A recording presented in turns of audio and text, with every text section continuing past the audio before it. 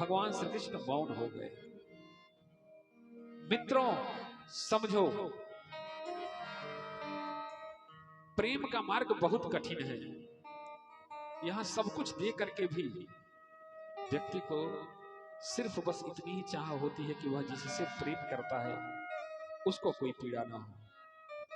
भरत जी इतना कुछ करने के बाद भी उनके मन में मात्र यही भाव है कि हमारे कारण हमारे भैया को पीड़ा तो हुई ही, पर अब हम अपने भैया की उस पीड़ा को कैसे कम कर सकते हैं। राम जी ने भरत जी को गले लगाया, भरत जी के सर पे हाथ फेरा। रात हुई, अयोध्या से आए हुए जो परिकर थे, जो सैनिक थे, माताएं, गुरुजन वृंद, मंत्रीगण, सब विश्राम करने गए। जंगल में जो राम जी के सहचर थे उन्हें कंद मूल फल या जो जंगल में उपलब्ध हो सकता था उपलब्ध कराया। रात को भरत जी चुपके से गुरुदेव भगवान के पास पहुंचे। सदगुरु वशिष्ठ के चरणों को पकड़ के फूट फूट के भरत जी रोने लगे। कहे, गुरुदेव मैं आ तो गया हूं, पर भैया से लौटने के लिए कैसे कहूंगा, क्योंकि आज तक तो सिर्फ भरत सुनता रहा है, कहां कुछ नहीं हो। आज तक जीवन में कभी भी ऐसा क्षण नहीं आया कि भरत को भैया के सामने मुंह खोलना पड़ा। भरत के मन के भाव को भैया ऐसे ही समझ जाते थे। आज जीवन में ऐसा क्षण पहली बार आया है जब मुझे अपने भैया से कहना पड़ेगा कि भैया वापस चलो, तो भारे बिना अयोध्या सुनी हो गई, उजड़ गई। लोगों ने खाना छोड़ दिया है, मानो अयोध्या चीता के समान धधक रही है। गुरुदेव क्या आप हमारा साथ देंगे ना? वशिष्ठ जी ने कहा, अजीब धर्म संकट में डाल रहे हो भरत। जब तुम्हारे पिताजी ने राम को वन दिया है और पिता की आज्ञा मान करके ही राम वन में आया है, तो पुत्र का तो यह कर्तव्य बनता है कि पिता के वचनों को पूर्ण करे, चाहे उसके लिए उसको कोई कीमत क्यों न चुकानी पड़े। भरत जी ने कहा, गुरुदेव पुत्र का यह कर्तव्य बनता है, पर एक भाई का क्या कर्तव्य बनता है जिस भाई के कारण उसके भरे भाई को पीड़ा उठाना हो, पीड़ा उठाना पड़े, कष्ट उठाना पड़े, जिसके कारण ही उसको जंगल में नाना प्रकार की यातनाओं को सहना पड़े, जिसका अपराधी छोटा भाई हो। क्या उस भाई को क्षमा याचना करके अपने बड़े भाई को वापस नहीं ले जाना चाहिए, या वह यत्न नहीं करना चाहिए जिससे उस बड़े भाई की पीड़ा दूर हो सके? बिल्कुल करना चाहिए। पर देखो भरत, मैं धर्म और कर्म के बीच में उलझ के रह गया हूं।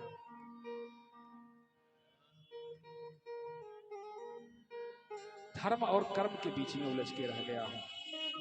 गुरुदेव से मनमाफिक उत्तर न पा करके भरत जी बड़ी अम्बा मां कौशल्या के पास पहुंचे। कहे, मां तुम तो भरत के मन को जानती हो। मां भैया से कहोगी ना कि राम वापस चलो, कहोगी ना मां? मां कौशल्या ने कहा, यही तो मजबूरी है मेरे लाल। मैं भला राम को बन जाने को कैसे कह सकती हूं? कह सकती थी, पर अब नहीं कह पाऊंगी। क्यों? बेटी, मां का पिता से पुत्र पर ज्यादा अधिकार होता है। अगर भारत राम जो है पिता की आज्ञा मान करके बन आया होता, तो मैं अपना वीटो पावर इस्तेमाल करके कहती, बेटा 9 महीना गर्भ में हमने रखा है, मैं आदेश करती हूं राम वापस चलो और अयोध्या का राजपद स्वीकार करो। पर अफसोस मेरे बच्चे, जैसे मैं राम की मां हूं वैसे कैकेयी भी राम की मां है, और राम की कैकेयी मां ने भी कहा है कि राम बन जाओ। और बेटे जब माता पिता दोनों कहें राम को कि बन जाओ, तो फिर भला मेरे को उनके विचारों में मिलना ही धर्म कहता है, उनका विरोध करना यह कहाँ का धर्म है। क्योंकि जो पीतु मां तो कहे ओ बन जाना, जो पीतु मां कहे ओ बन जाना, जो पीतु मां तो कहे ओ बन जाना, जो पीतु मां कहे ओ बन जाना, तो कानन सतयवध समाना, सतयवध जो पीतु मां तो कहे ओ बन जाना,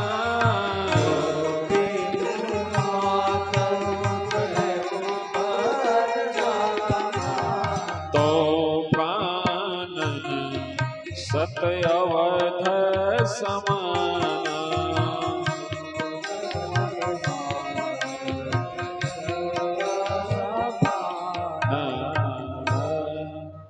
अगर माता और पिता दोनों कह रहे हैं कि बन जाओ, तो वन भी सैकड़ों अयोध्या के समान हो जाती है। इसलिए मैं बाध्य हूं, मजबूर हूं बेटी, मैं नहीं कह सकती। अब क्या करें। जानते हैं ना, जैसे पानी के थपेड़ों से कोई मछली जो है नदी के किनारे जलते हुए रेत पर आके पड़ जाए और जलते हुए रेत में जैसे भूंजने लगती है पानी से बाहर निकल गई, ठीक वही स्थिति भरत जी की है। उनको अब कहीं भी सहारा नहीं दिख रहा। किससे अर्जी लगाना, किससे कहें कि आप हमारा साथ दो, किससे कहें कि भैया को मनाओ। अगले दिन जनक जी भी आ जाते हैं। दूत आके खबर देता है कि जनक जी वन में राम और सीता से मिलने आए हैं। तो शायद भरत जी को एक उम्मीद की किरण दिखती है और जनक जी के चरणों में भरत जी लिपट के रोने लगते हैं। कहते हैं पिताजी, अब हमारे पिताजी होते तो हम उनसे तो कह ही देते, पर अब वो नहीं है, उनकी अनुपस्थिति में आप ही पिता हो। और एक पिता ने अगर बन जाने का आदेश दिया है तो दूसरा पिता वन से वापस अवध जाने का आदेश दे देगा। अगर राम पिता की आज्ञा मान करके ही बन आए हैं तो वही पिता फिर कहेगा कि राम वन से अवध चलो, तो भैया मजबूर हो जाएंगे। कहोगे ना पिताजी, कहोगे ना। जनक जी मौन है। आज विदेह देही हो गए भरत की बात सुन करके। धन्य भरत तुम सब विधि साधो,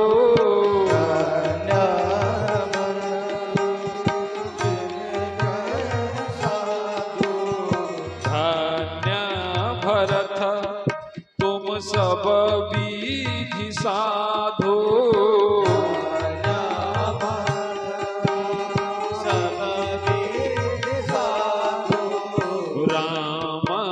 चरण अनुराग अगाधो, राम चरण अनुराग अगाधो, राम चरण अनुराग अगाधो। धन्य हो भरत, आपके जैसा राम को प्रेम करने वाला शायद दूसरा कोई नहीं होगा। भरत जी ने कहा पिताजी, मुझको भैया से प्रेम करने का सर्टिफिकेट नहीं चाहिए। मैं भैया से प्रेम करता हूं मुझे इसका प्रमाण पत्र नहीं चाहिए। मैं अपने भैया की पीड़ा दूर करने का कैसे कारण बन सकता हूं? मेरा प्रश्न यह है, क्योंकि मुझ अभागे भारत के कारण ही हमारे भैया को वन आना पड़ा है।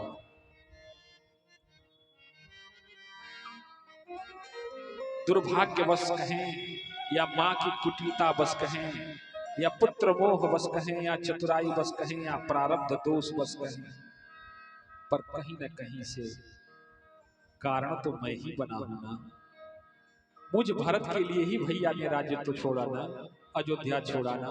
अयोध्या के लोगों की ये दुर्गति आज हो रही है, उस दुर्गति का कारण मैं ही हूं ना। भरत जी के पवित्र विचारों को सुन करके जनक जी भरत जी को उठा के गले लगा लिए। कहा चलो भरत, चिंता मत करो, कल जब सभा बैठेगी तो विचार किया जाएगा, क्योंकि सर्वेश्वर आदिदेव महादेव सब कुछ जानने वाले हैं। अब उनकी इच्छा जो रहे, जो प्रेरित करेंगे वो निर्णय होगा। अब तुम निश्चिंत होके जाओ, विश्राम करो। पर नींद कहाँ है? भारत को नींद कहाँ है?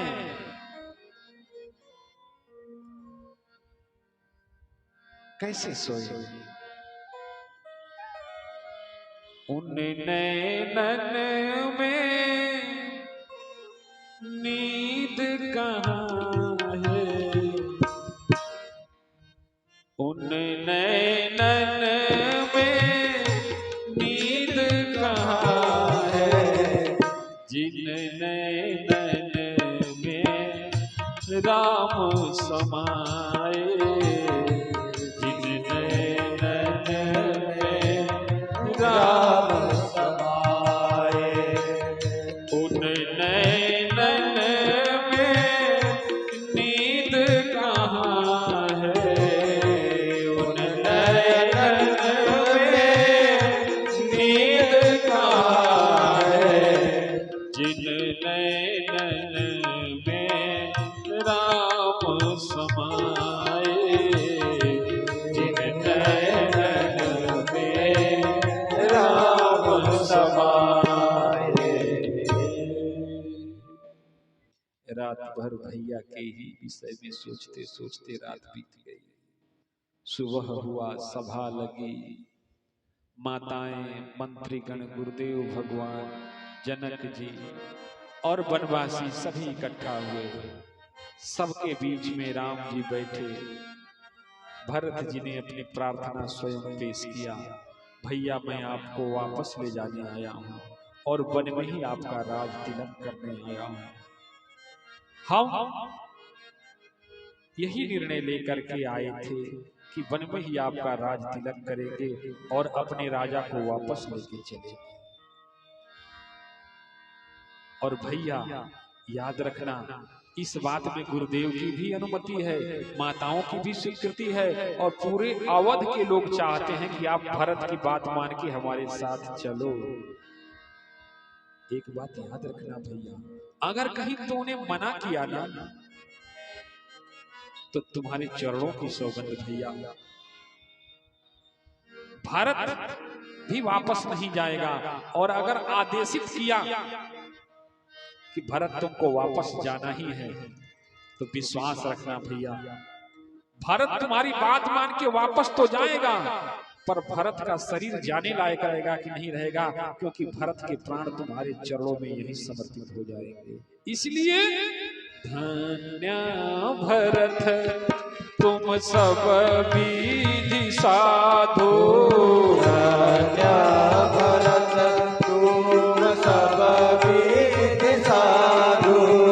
धन्य भरत तुम सब विधि साधो, धन्य भरत तुम सब विधि साधो।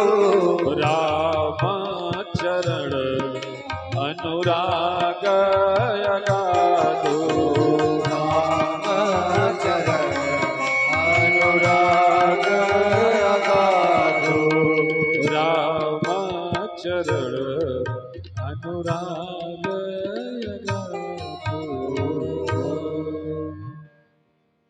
धैर्य जवाब दे जाता है अच्छे अच्छों का। क्यों? क्योंकि आंधियां मगरूर दरख्तों को पटक जाती है और वही साख बचती है जो लचक जाती है।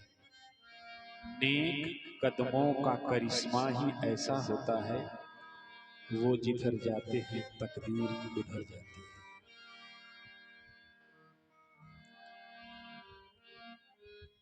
तो भरत जी की बात सुन के राम जी मौन हो गए। अब मना भी नहीं कर सकते और कह भी नहीं सकते। मना करे तो भरत के प्राण छूटे और भरत की बात स्वीकार करे तो पिता का प्राण छूटे। अगर भरत की ना माने तो भरत के प्राण छूटे और भरत की माने तो पिता का प्राण छूटे। क्या करे? कुछ समझ में नहीं आ रहा। धर्म संशय, धर्म संकट उत्पन्न हो गया राम जी को। पर भरत की आंखों के अस्त्र को देख करके राम जी ने निर्णय लिया, भरत मेरे भाई, तू इतनी बड़ी बात ना बोल। अगर तुम्हारी यही इच्छा है कि राम वापस चले, इसके लिए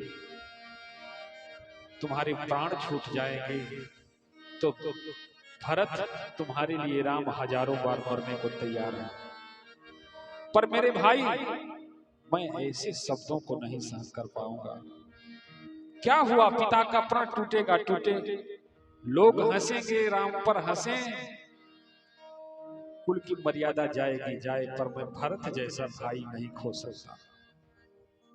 इसलिए धन्य भरत तुम सब विधि साधु, धन्य भरत तुम सब विधि साधु, राम चरण अनुराग अगाधु, राम चरण अनुराग अगाधु, राम चरण अनुराग अगाधु।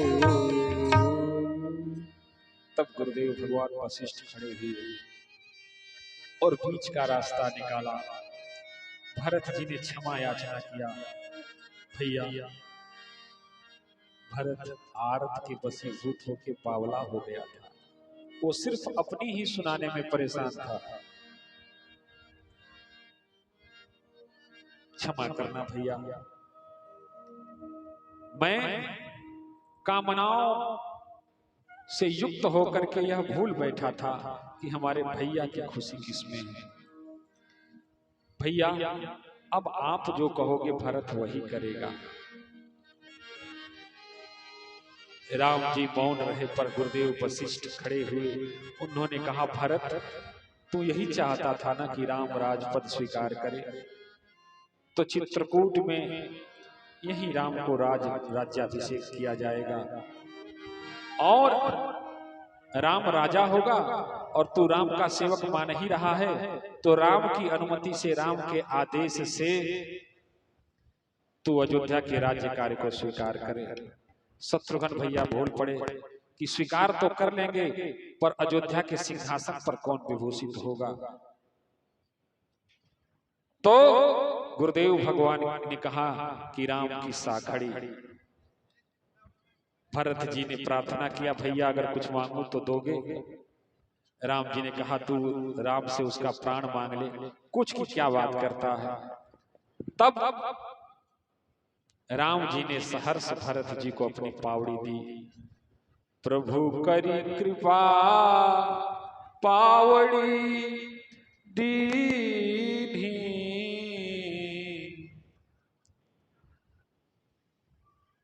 प्रभु ने कृपा करके भरत जी को अपनी साखड़ी दिया और भरत जी राम जी की पादुका को लेकर के प्रणाम किए और यह निर्णय लिया गया कि इन पादिकाओं के संरक्षण में ही भरत जी अपने को सेवक मान करके अयोध्या का राज्य कार्य संपादित करेंगे। आप सभी जहां जगह मिले वहां बैठ जाओ।